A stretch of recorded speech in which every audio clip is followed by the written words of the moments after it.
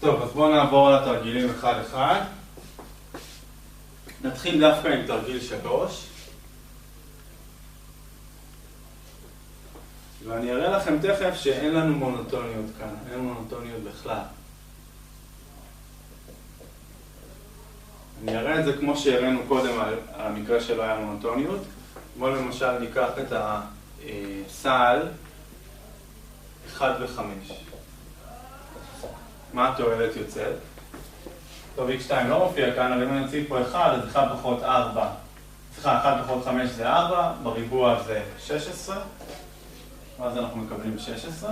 ועכשיו נגדיל את הכמות של x1, ונראה שאנחנו מקבלים 2 פחות 5 זה מינוס 3, בריבוע זה 9. ובעצם הגדלתי את x1, והתועלת קטנה.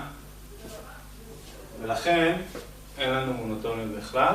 בעצם באמצעות הדוגמה הזאת הפרחתי את תכונת המונוטוניות החלשה, וכמובן שלא מתקיימות מונוטוניות רגילה ומונוטוניות חזקה, מכיוון שהן דורשות יותר, אז אם הן חלשה, גם אין מונוטוניות בכלל. שאלות? אוקיי. נעבור לסעיף 2. מה אתם אומרים שיש לנו כאן? נכון, יש לנו מונוטוניות חלשה, אך אין לנו מונוטוניות רגילה. בואו נראה את זה. אז אפשר לפצל את הפונקציה הזו בעצם לשני תחומים. בתחום הראשון, כש-x1 קטן שווה 5, אז u שווה x1. בתחום השני, כש-x1 גדול שווה 5, אז u שווה 5. בעצם זו פונקציה שמערבת לנו שתי פונקציות שכבר ראינו קודם. כאן ראינו שיש לנו מונוטוניות רגילה, אם זאת הייתה הפונקציה, אך לא חזקה, וכאן ראינו שיש לנו מונוטוניות חלשה, אך לא רגילה. אז מה אנחנו מסיקים מזה עכשיו?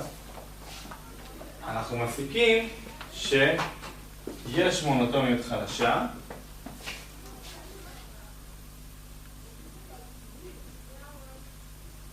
אך אין מונוטוניות רגילה. וזה למה?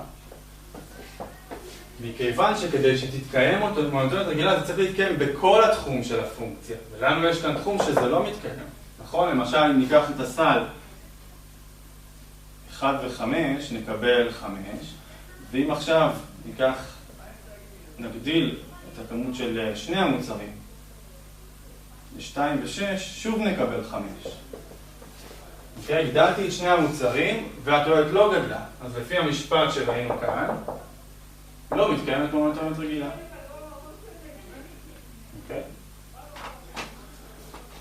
נמשיך לדוגמה מספר 1.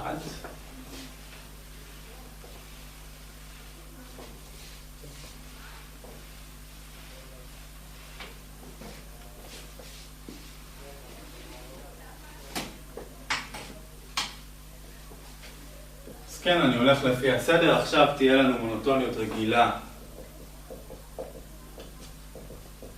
אך לא חזקה. בואו נראה למה.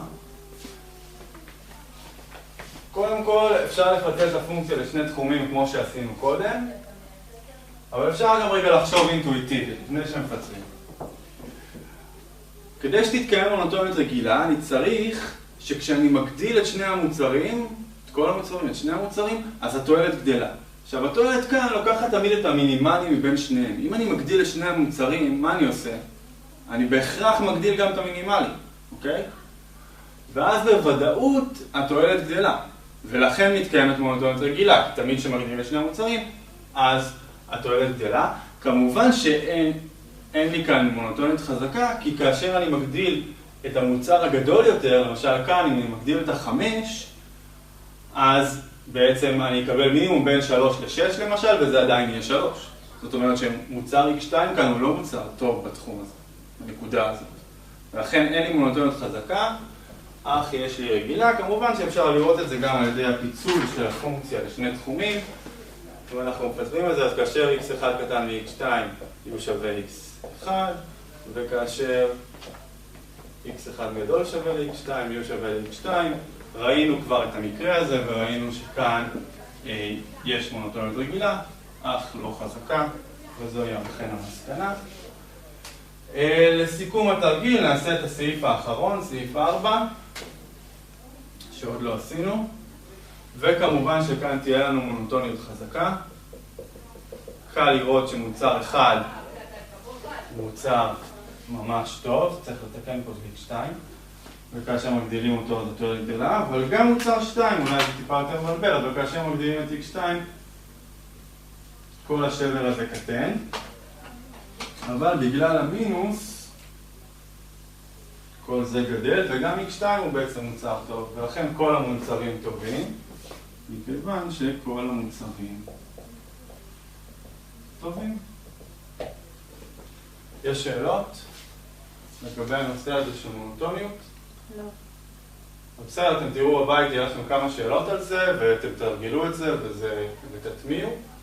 ועכשיו, אם אין שאלות, אני רוצה לעבור לתכונה הבאה, תכונה האחרונה שנלמד עליה, תכונת הקמימות.